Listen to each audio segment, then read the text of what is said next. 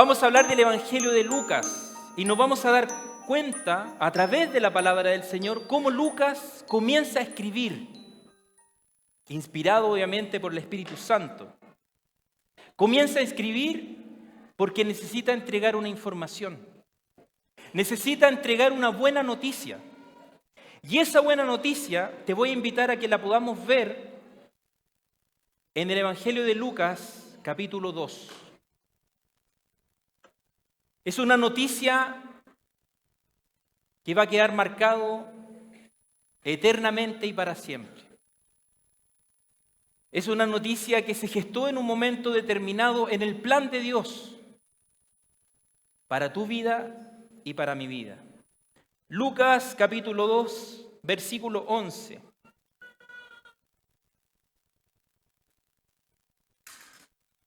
Les recuerdo que leemos desde la Biblia de las Américas. Dice así la palabra del Señor. Porque nos ha nacido hoy en la ciudad de David un Salvador que es Cristo el Señor. ¿Sabes qué? Lucas, para poder escribir este evangelio, se basó por un lado en la compilación de historias y por otro lado se basó como testigo presencial y ocular de eventos que han acontecido en la vida del Señor. Si nosotros nos vamos a Lucas capítulo 1, versículo 1, no vayas a la Biblia, no la vayas leyendo. Pon atención nomás porque no vamos a entrar de lleno en los versículos. Solamente nos vamos a centrar en Lucas capítulo 2. Pero cuando hablamos de Lucas capítulo 1, versículo 1, la Biblia nos dice que hay una compilación de historias. Muchos han tratado de compilar historias que entre nosotros, dice Lucas, son muy ciertas. Hay una cita en la Biblia de la América que dice, sobre las cuales, fíjate bien, hay plena convicción. Entonces Lucas comienza a narrar, a escribir el Evangelio, compilando las historias de lo vivido. El versículo número 2 del capítulo número 1 habla de testigos presenciales y oculares, tal como nos lo han transmitido los que desde el principio fueron testigos oculares y ministros de la palabra. Entonces vemos que tenemos historias compiladas, vemos que tenemos personas que han sido testigos presenciales y oculares. Y el versículo 3 nos dice y habla acerca de una investigación diligente, pero también ordenada. También a mí me ha parecido conveniente, dice Lucas, después de haberlo investigado todo con diligencia, siendo exhaustivo, desde el principio, escribírtelas ordenadamente. Entonces ya vamos viendo características de cómo el Evangelio de Lucas comienza a narrar la historia. Y el versículo 4 habla de algo también significativo, que tiene que ver con una verdad precisa. Para que sepas la verdad precisa acerca de las cosas que te han sido enseñadas. ¿Qué vemos en Lucas? Vemos una persona entonces que escribe su evangelio, tomando la compilación de historias, teniendo testigos presenciales y oculares, investigando los hechos diligentemente y poniéndolos, ¿cierto?, transmitiéndolos de manera ordenada. Y por último, habla acerca de una verdad precisa.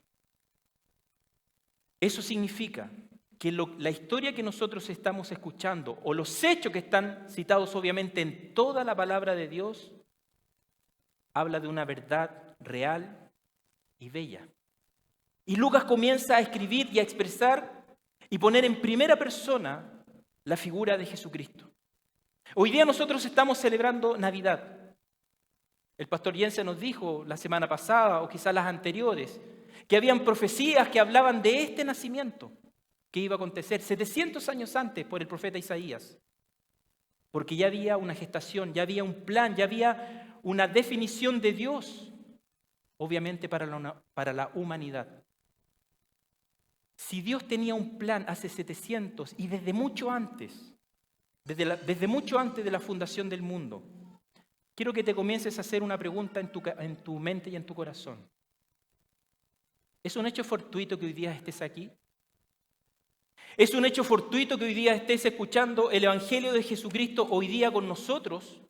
¿O detrás de esto hay un plan y un propósito de Dios para tu vida? Eso yo quiero que pienses en esta mañana. Hechos fortuitos para el Señor no son. Dios tiene un plan, Dios tiene un propósito. Y de una manera maravillosa, el Señor comenzó a dar a conocer, y de una manera maravillosa, pero también de una manera divina, cómo se iba a gestar el nacimiento del Salvador. Seguimos en Lucas capítulo 1, versículo 26. No lo busque, ponme atención. Y al 6º mes el ángel Gabriel fue enviado por Dios a una ciudad de Galilea llamada Nazaret. El ángel, un mensajero, alguien que está disponible, creado por Dios para transmitir un mensaje de Dios. Versículo 30 del capítulo 1. Y el ángel le dijo: no temas, María, porque has hallado gracia delante de Dios. Y he aquí concebirás en tu seno y darás a luz un hijo y le pondrás por nombre Jesús. Y el ángel comienza a narrar y a decir la información dada por Dios. Versículo 32. Este será grande y será llamado Hijo del Altísimo. Y el Señor Dios le dará el trono de su padre David. Fíjate bien, porque esto lo vamos a ver más adelante. Y reinará sobre la casa de Jacob para siempre, y su reino no tendrá fin. Entonces María dijo al ángel: ¿cómo será esto, pues soy virgen? Respondiendo el ángel le dijo: el Espíritu Santo, Dios, a través de su Espíritu Santo, la Trinidad, vendrá sobre ti, y el poder del Altísimo te cubrirá con su sombra. Por eso el santo niño que nacerá será llamado Hijo de Dios. Cuando vemos el relato de Lucas, una compilación de historias, testigos presenciales y oculares, una investigación diligente y ordenada y una verdad precisa, eso nos da a entender que detrás de este escrito hay una credibilidad, hay una verdad. Una verdad que nosotros tenemos que hallar, encontrar. Una verdad que nosotros tenemos que creer. La Biblia está escrita por hombres, dicen algunos. Es verdad. No hay ninguna mentira en eso. Pero ha sido inspirada por Dios. Y esa es la gran diferencia, obviamente, de cualquier escrito. Lucas capítulo 2, versículo 11 dice: porque os ha nacido hoy en la ciudad de David un Salvador, que es el Cristo, el Señor. ¿Qué trae un nacimiento? Los que hemos tenido la oportunidad de ser padres. Los que hemos tenido la maravillosa oportunidad de entrar al quirófano.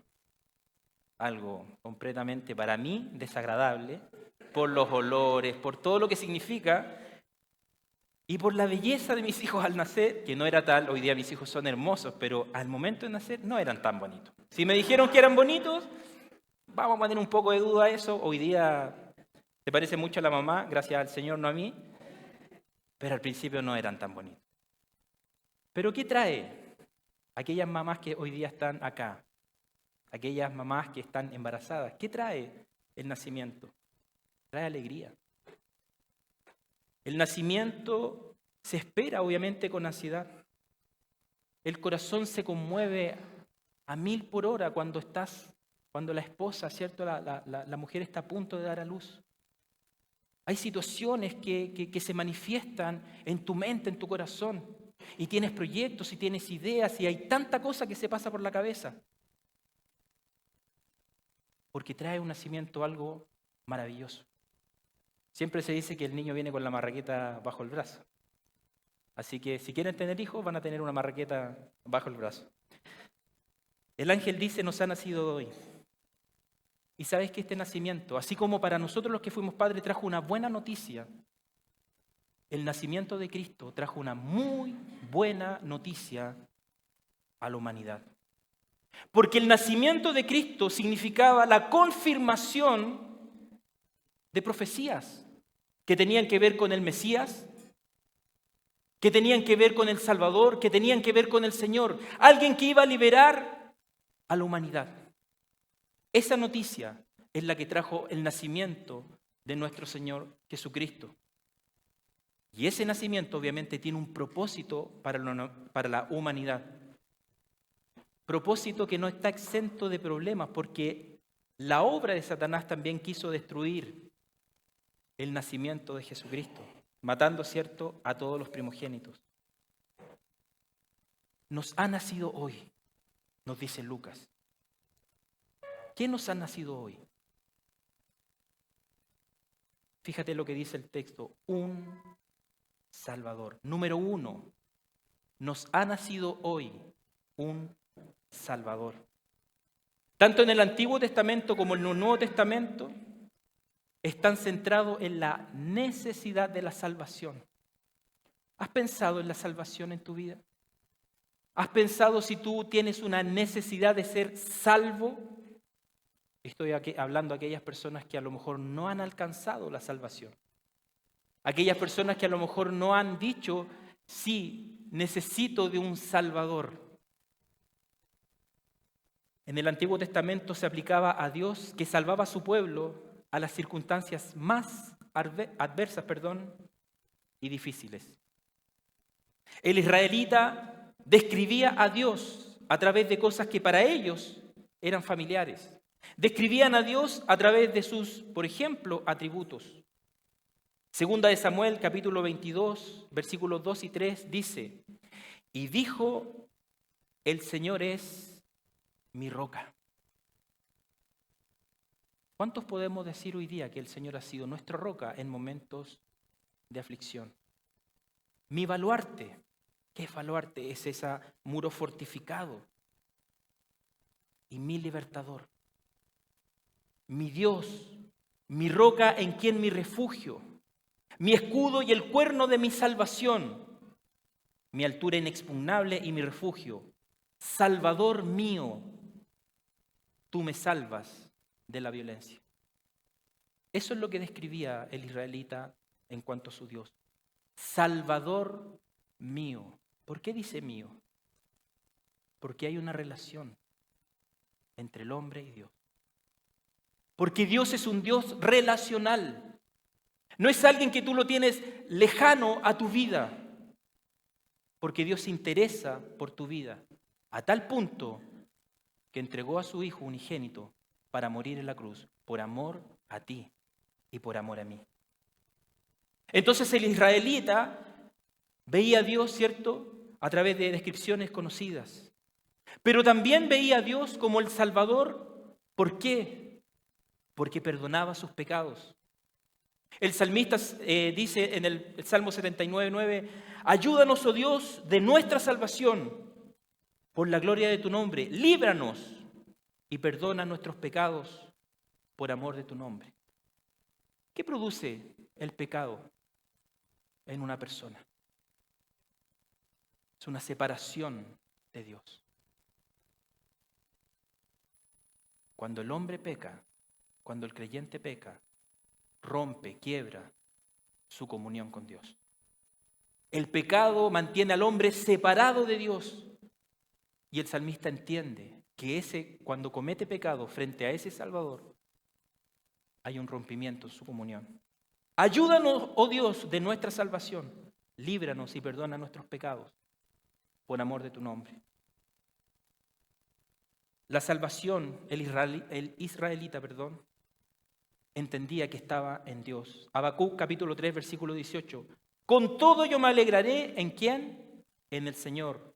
Me regocijaré en el Dios de mi salvación. ¿Cantabas con alegría hoy día? Cuando los hermanos músicos, cuando los hermanos coristas cantaban las alabanzas al Señor, ¿tú estabas cantando con alegría? Porque ese es el Dios de tu salvación. Y cuando tú cantas con alegría, estás expresando un regocijo, una acción de gracias que el Señor ha provocado en tu vida. ¿Qué cosa? La salvación. El Señor te ha salvado de tu pecado. El israelita entendía que esa salvación también se iba a manifestar de manera plena. ¿Cuándo? En la llegada del Mesías. Isaías capítulo 45, versículo 15. En verdad tú eres un Dios que te ocultas, oh Dios de Israel, Salvador.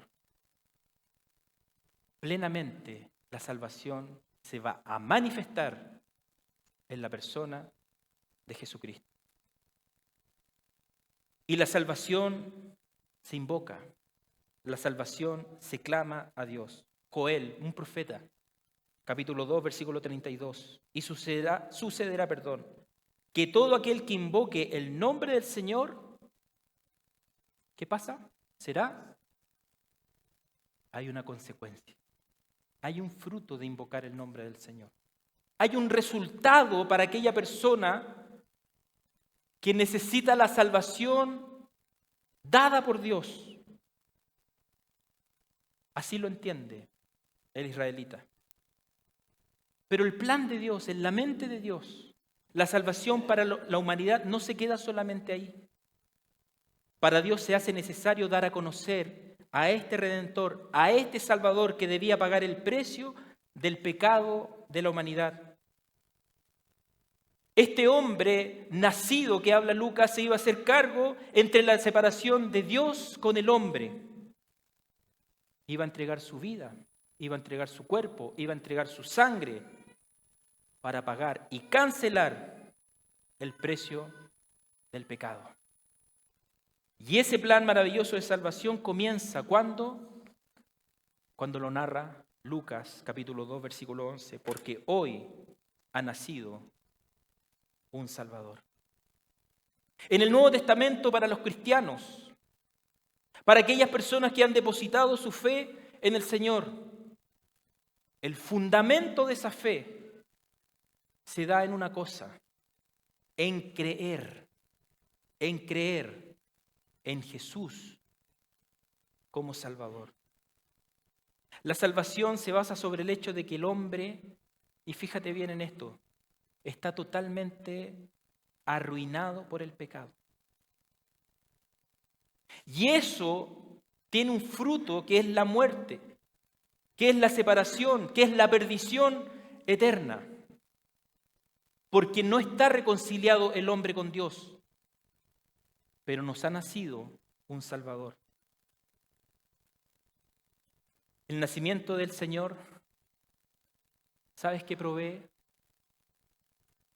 Provee un regalo maravilloso. Un regalo que para ti no tiene costo. Un regalo que no tiene costo y que más encima es eterno. Entonces, cuando te ofrecen un regalo, no hay excusas para poder recibir ese regalo. ¿O te niegas a recibir un regalo? Si alguien viene y tú ves que te trae un sobre, una caja con papel de regalo, no, déjalo ahí, no me interesa. Tú lo recibes. Porque quien te lo está regalando está mostrando amor. Quien te lo está regalando está mostrando cariño hacia tu persona. Eso es lo que Cristo vino a darnos. Un regalo. Un regalo que por lo demás es eterno. Un regalo que se hace vivo en nuestras vidas. Entonces no hay excusas para hoy día recibir ese regalo que el Señor nos trae. Ese regalo tiene que ver con la salvación. Y quizás muchos me pueden preguntar y decir, pero ¿por qué necesito ser salvado? ¿Por qué me estás hablando de esto si yo no tengo nada que ver? Porque la Biblia dice que la paga del pecado es muerte. Y a eso obviamente vino el Señor, a salvarnos, a entregarnos ese regalo eterno. La salvación que Jesucristo provee, y escúchame bien lo que te voy a decir, la salvación que Jesucristo provee es mucho más profundo que una religión que, que lleva al hombre solamente a cumplir reglas, rituales y normas. Si tú haces esto, serás salvo. Si tú haces esto, alcanzarás el cielo. La salvación es por fe, no es por obras. Y el regalo que el Señor nos viene a hacer es precisamente poder alcanzar este regalo eterno a través de ¿qué cosa? De la fe. El ángel le dice a José, nuevamente un mensajero de Dios, y darás a luz un hijo y le pondrás por nombre Jesús, porque aquí viene un propósito, porque Él salvará a su pueblo. ¿De qué cosa? De sus pecados. El nombre Jesús significa Dios salva. Jesús fue enviado por Dios con un propósito particular, y es que el Hijo de Dios llevara a su pueblo a la victoria frente al pecado. Jesús vino a salvar y a liberar al oprimido. Nos ha nacido un Salvador. Y vamos a ver pequeñas características de esta salvación. La primera de ellas es que Jesús es el único Salvador.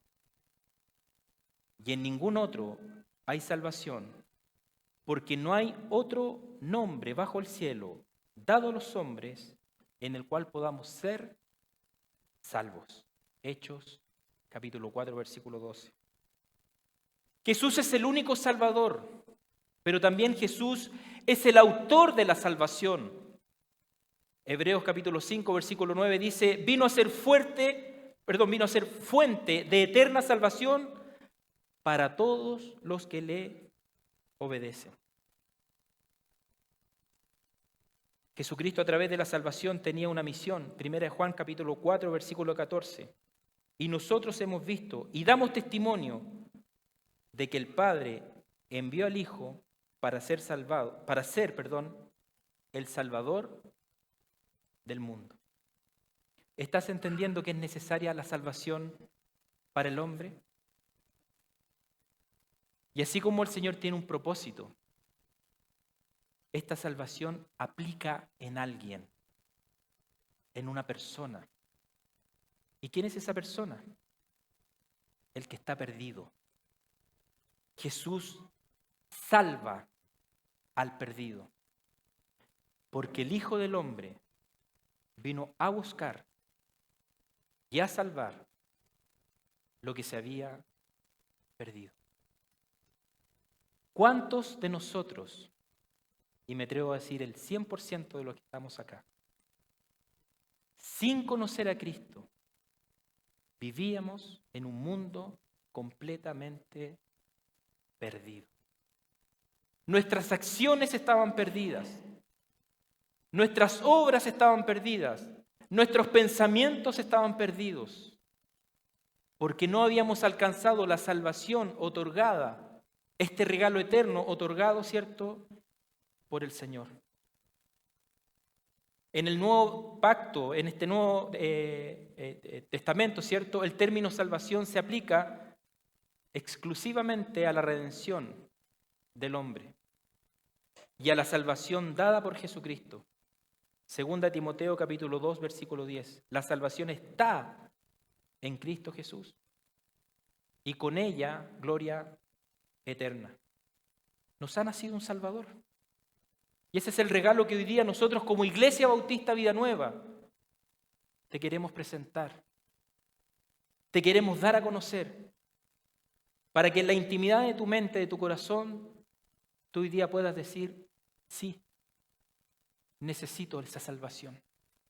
Necesito ese regalo eterno que hoy día me están hablando, me están, obviamente, enseñando. Hoy celebramos Navidad, un nuevo nacimiento. Y ahí es donde decimos, el Señor determinó este día. El Señor determinó esta enseñanza. El Señor determinó este lugar para que en ti haya un nuevo nacimiento. Un nacimiento espiritual, reconociendo que tu pecado te mantiene completamente separado de Dios y que el precio del pecado es la muerte. Por eso es que hoy el Señor te ofrece la salvación. Lucas nos dice, porque hoy nos ha nacido hoy en la ciudad de David un Salvador. Y no se queda ahí, que es Cristo. Número 2, nos ha nacido hoy Cristo. Cristo es el título del Señor, que vino a usarse, cierto, como nombre. Y este título está relacionado con el Mesías, que en hebreo es ungido y en griego es Cristo o elegido. Y vamos a ver cómo Pedro, con convicción, le dice unas palabras al Señor, que hoy día tú también las podrías decir. En el antiguo Israel, cuando se le daba la posición a alguien, una posición de autoridad, se derramaba aceite sobre su cabeza. ¿Y qué simbolizaba eso? Se apartaba, cierto, para el servicio de Dios. Un ejemplo es 1 Samuel capítulo 10, versículo 1. Tomó entonces Samuel la redoma de aceite, la derramó sobre la cabeza de Saúl, lo besó y le dijo, ¿no te ha ungido el Señor por príncipe de su heredad? Ahí vemos un respaldo del Señor frente a este mandato, a este plan que el Señor estaba realizando. ¿Quiénes serán ungidos con aceite? Reyes, sacerdotes, profetas. Personas que quedaban consagradas por parte de Dios. David, como ungido de Dios, ¿qué hizo Dios? Le prometió que el trono quedaría siempre dentro de su familia, es decir, de su linaje. ¿Qué texto hemos leído hoy día? Lucas capítulo 2, versículo 11. Porque os ha nacido hoy, ¿qué cosa? En la ciudad de... ¿No hay un plan perfecto? ¿No hay un plan eterno? ¿No nos estamos dando cuenta que por la misma palabra del Señor, Dios comienza a darte a entender de que esto no es algo fortuito, sino que detrás hay un plan perfecto del Señor? Segunda de Samuel capítulo 7, versículo 13. Él edificará casa a mi nombre y yo estableceré el trono de su reino para siempre. ¿En quién se establece ese trono para siempre? En Cristo. Al establecer esta promesa, ¿cierto?, del ungido, adquirió el sentido, de un representante de la línea real de David. Se estaba preparando el camino para la llegada de este Cristo, el Señor. Esta promesa que se dio fue en el antiguo pacto, en el Antiguo Testamento, pero que se va a dar a conocer y a manifestar, obviamente, en la persona de Jesucristo. Isaías y Daniel también hablan de un Mesías. También el pastor Jensen habló acerca de cuando Jesucristo tomó el rollo de Isaías y comenzó a hablar. El Espíritu del Señor está sobre mí, porque me ha ungido. Me ha ungido el Señor. Y aquí vamos a desglosar un poquito este texto. Nuevamente volvemos al plan perfecto de Dios para redimir al hombre, para salvar al hombre, para pagar el precio del pecado del hombre. El Señor fue ungido para traer buenas nuevas a los afligidos. Esa es una misión que el Señor comenzó a realizar. Me ha enviado para vendar a los quebrantados de corazón. No sé si fue tu caso o conociste a alguien, pero ¿cuántos han llegado mal a la iglesia? Con un quebranto en el corazón, que solamente la palabra del Señor puede sanar. ¿Viviste una mala experiencia? ¿Tuviste una mala experiencia en una iglesia, con algún creyente, con algún cristiano? Y el mundo se te derramó. el Señor viene a sanar. El Señor viene a vendar aquellas heridas que están en el corazón del hombre, que no ha podido encontrar la sanidad en ninguna parte más que en Dios y en su palabra. Para proclamar la libertad a los que están cautivos por el peso del pecado. Yo le he contado mi historia de conversión al cristianismo, donde me acerqué a un pastor y el pastor no sé por qué me mandó al psiquiatra. Pero qué bueno que me mandó. Yo decía, voy a tener una lista de remedios y todo el asunto. Y este psiquiatra, creyente, ¿sabes cuál fue la medicina que me dio? Primera de Juan 1:9. ¿Por qué? ¿Qué es lo que dice Primera de Juan 1:9? Que fue el primer versículo que me aprendí. Si confesamos nuestros pecados, ¿qué más sigue? Él es fiel y justo para perdonar nuestros pecados y limpiarnos de toda maldad. ¿Por qué? Porque cuando llegué a la consulta, este hermano en Cristo se dio cuenta que no había una enfermedad psiquiátrica, pero sí había un peso por el pecado. Y lo único que me entregó y lo que me sanó fue un texto de la palabra del Señor. ¿Qué vino a hacer Cristo? A darme a mí libertad. Porque el peso de mi pecado me tenía agobiado. Y vino a dar libertad a los prisioneros. Qué buena noticia lo que nos entrega el Señor hoy día. Qué buen regalo el Señor hoy día nos está proveyendo. Una muy buena noticia. Un regalo a todos aquellos que hoy día están afligidos, sin esperanza, sin Dios, que vino a vendar a los quebrados de corazón y dar libertad a los cautivos. Jesús el ungido, haciendo la voluntad del Padre, cumpliendo con el plan de salvación para el hombre que estaba muerto en sus delitos, en sus delitos y pecados, nos dice Efesios capítulo 2, versículo 1. Jesús, el Mesías prometido, Dios a través de su palabra cumple con lo dicho en el Antiguo Testamento. ¿Qué cosa? Que enviaría un Salvador. Para los creyentes y cristianos, el Mesías es el ungido. Y aquí es donde te decía la introducción del punto número 2.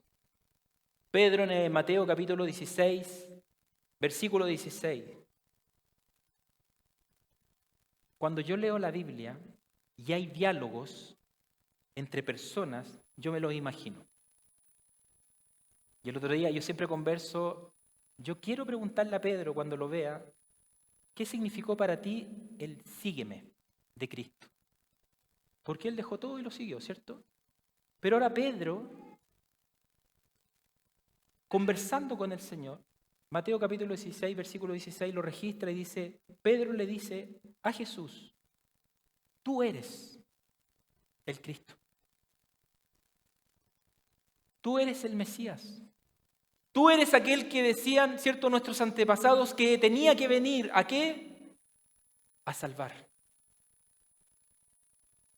Entonces, podríamos ponernos en los pies de Pedro y mirar la palabra del Señor y reconocer hoy día, por la enseñanza que estamos teniendo, que efectivamente Cristo es el Señor. Y podrías decirlo hoy día con tu corazón, tú eres el Señor, tú eres lo que yo ando buscando,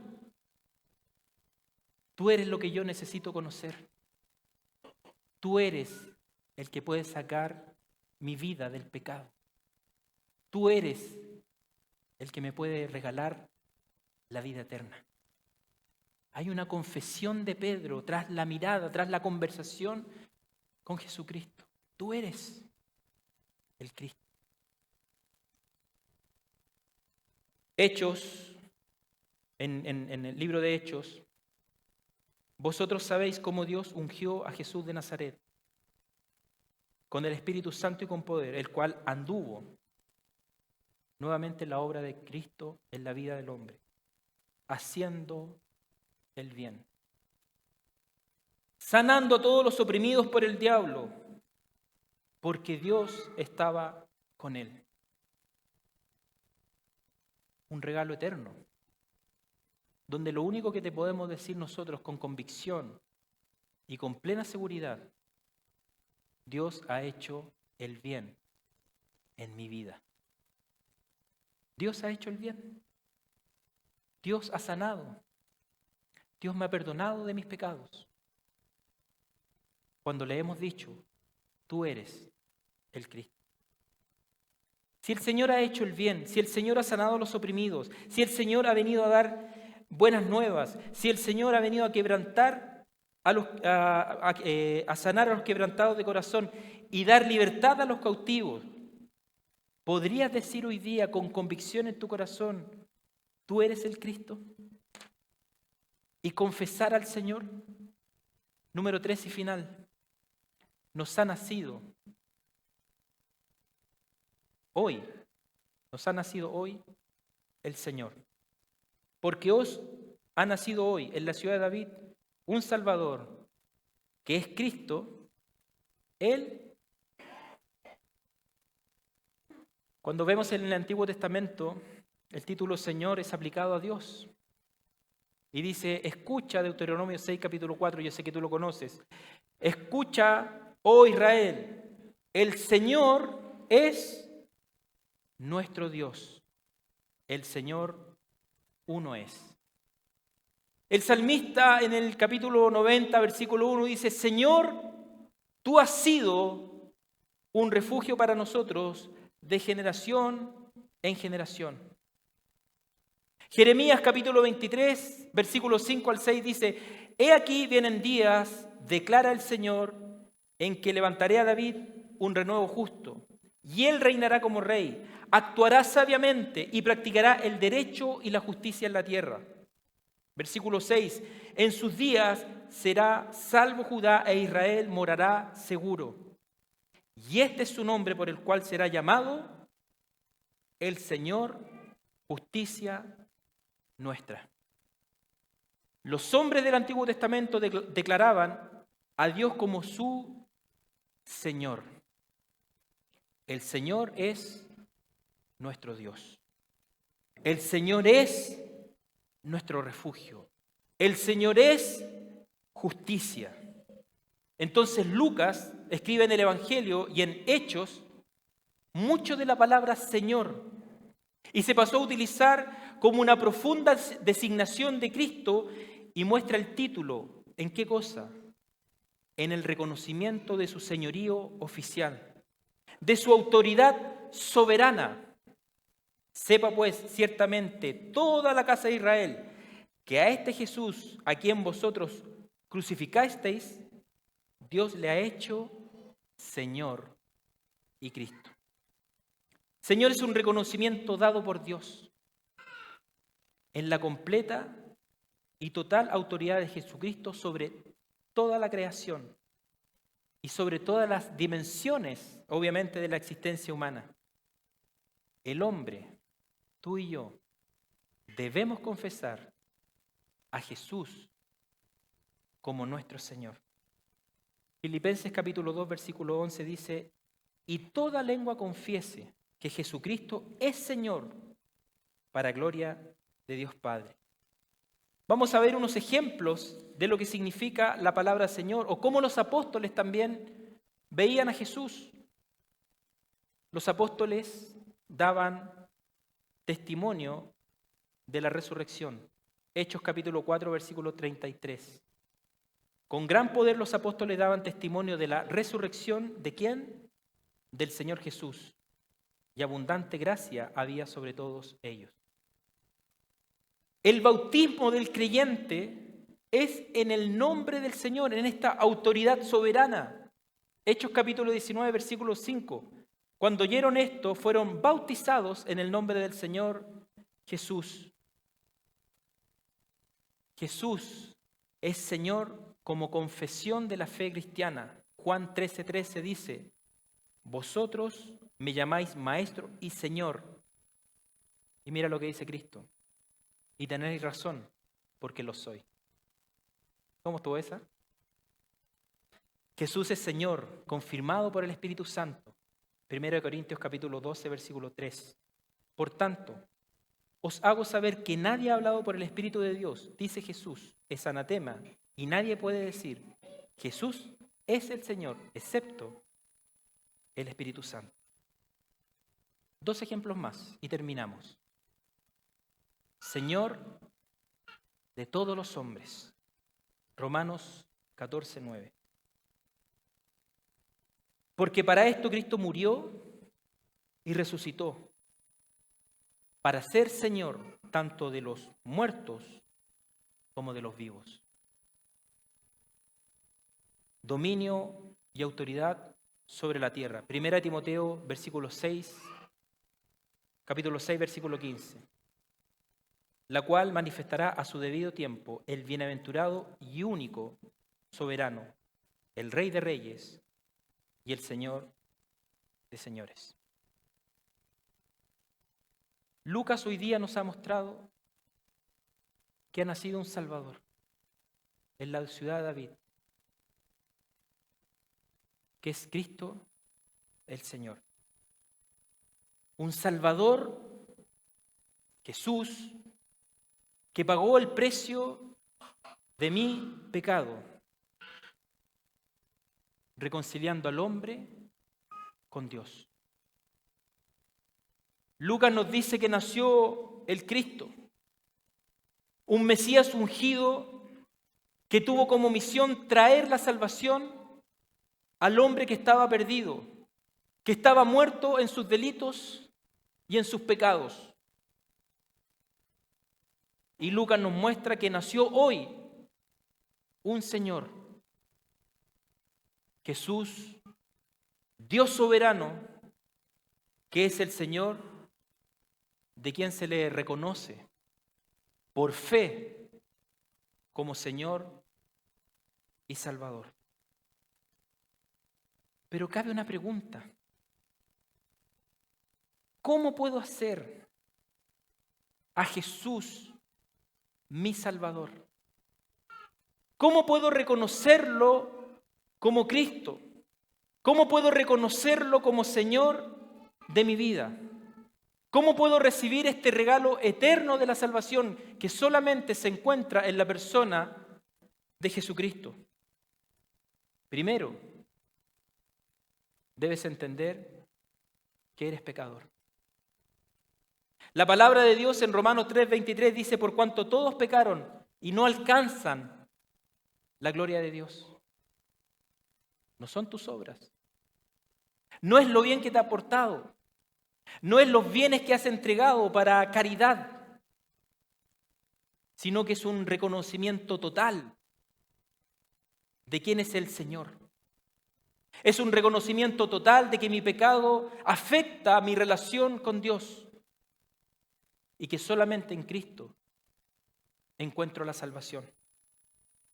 La palabra del Señor nos dice, porque la paga del pecado es muerte, pero la dádiva de Dios, el regalo de Dios, es vida eterna. ¿Pero en quién? En Cristo Jesús, Señor nuestro. El problema que tiene el hombre es el pecado. Y el pecado trae como consecuencia un pago. ¿Y ese pago, sabes cuál es? La muerte. La separación eterna con Dios. Pero Dios se quedó de brazos cruzados. No hizo nada para que el hombre se reconciliara con Dios. No. El texto lo dice. Hay una solución. Si la primera parte del texto dice porque la paga del pecado es muerte, hay una segunda parte del texto donde se encuentra esta solución. Pero la dádiva de Dios, pero el regalo de Dios, ahí está la solución. Es en ese regalo. Si hay un problema, hay una solución. Hoy día Dios nos nos regala la salvación. La dádiva de Dios es vida eterna. Ese es el regalo. Esa es la solución. Pero volvemos y preguntamos, ¿en quién? En Cristo Jesús, Señor nuestro. La solución siempre proviene de Dios y no del hombre. Romanos capítulo 5, versículo 8 dice, pero Dios demuestra su amor para con nosotros, en que aun siendo pecadores, Cristo murió por nosotros. Cuando hablamos de la Navidad y que Cristo es el centro de la Navidad, hay un texto en la Biblia que es el centro, que es el corazón de la Biblia, y que yo sé que tú lo conoces. Juan 3:16. Porque de tal manera amó Dios al mundo, que dio a su Hijo unigénito, para todo aquel que cree en Él, no se pierda, mas tenga vida eterna. Hermanos, ahí está el regalo. Ahí está el regalo. Cristo ya hizo lo suyo. Cristo ya fue encarnado. Cristo ya fue azotado. Cristo ya fue lastimado, humillado por nosotros. Hoy día solamente nos queda hacer este gesto, recibir el regalo de la salvación. Y ese regalo se va a manifestar en la vida eterna. Pero hay dos caminos, hay dos decisiones que tú hoy día puedes tomar. Y lo vamos a ver también en la Biblia, Primera de Tesalonicenses capítulo 5, versículo 9. Porque no nos ha destinado Dios para ira. Ese es el primer camino. La ira de Dios se manifiesta cuando el hombre no lo reconoce, sino para obtener salvación. Ese es el otro camino. ¿Por medio de quién? De nuestro Señor Jesucristo. Entonces el regalo está. Solamente tienes que decir, como dijo Pedro, tú eres el Cristo. Entendiendo que puedo obtener la salvación, entendiendo que quiero tomar este regalo eterno, tienes que dar un paso. Reconocer tu pecado. La palabra del Señor en Hechos capítulo 3, versículo 19 dice, por tanto, arrepentíos y convertíos para que vuestros pecados sean borrados. ¿En quién? En Cristo. Y por último y final, este es un texto que a mí me encanta. Y me gusta graficarlo y me gusta ilustrarlo. Porque creo que es la forma más entendible de poder captar este regalo eterno de lo que Dios hoy día nos está entregando. Juan 5, 24. En verdad os digo, y aquí es donde viene la ilustración o lo gráfico, que es el que oye mi palabra. Hoy día has tenido la bendita oportunidad de oír la palabra del Señor. Has tenido la bendita oportunidad de asistir a un templo, de reunirte con una iglesia y de escuchar el mensaje de Jesucristo, la salvación. El que oye mi palabra es el primer paso. Ya fue dado. Pero viene el segundo paso, donde es interno, donde es propio. Y dice el texto, y cree al que me envió. ¿Sabes? La palabra del Señor se expone. Es la audiencia. Ustedes son la audiencia. Tenemos desde adolescentes hasta personas ancianas. Ustedes son la audiencia. Han escuchado el mensaje, han escuchado la enseñanza. Pero cada uno de ustedes toma una decisión y está en creer o no creer a la palabra expuesta. Si tú has creído a esta palabra expuesta, si tú has creído en el Señor como tu Señor y Salvador, nuevamente viene el regalo. Tiene vida eterna. Y no viene a condenación, sino que ha pasado de muerte a vida. Quiero que tengas un tiempo de oración íntima con el Señor. Si eres creyente y a lo mejor estás apartado de una comunión con el Señor, de la comunión con la iglesia local, ora al Señor. Pero por otro lado, si has escuchado el mensaje de la palabra del Señor y tú quieres decir, yo quiero recibir ese regalo de la salvación, porque no lo tengo, porque nunca he confesado a Jesucristo como Señor y Salvador, nunca me habían dicho que me tenía que arrepentir de mis pecados. Es el momento de recibir el regalo. Es el momento de abrir tu corazón y de reconocer que hoy día ha nacido el Salvador en tu vida. Que hoy día puede comenzar una vida completamente distinta, porque el Señor puede morar en ti. Porque el Espíritu Santo puede habitar desde hoy día en tu vida, lo que va a significar una relación, una comunión con el Señor. Esto no es magia, esto es una decisión. Tú eres el Cristo, dijo Pedro.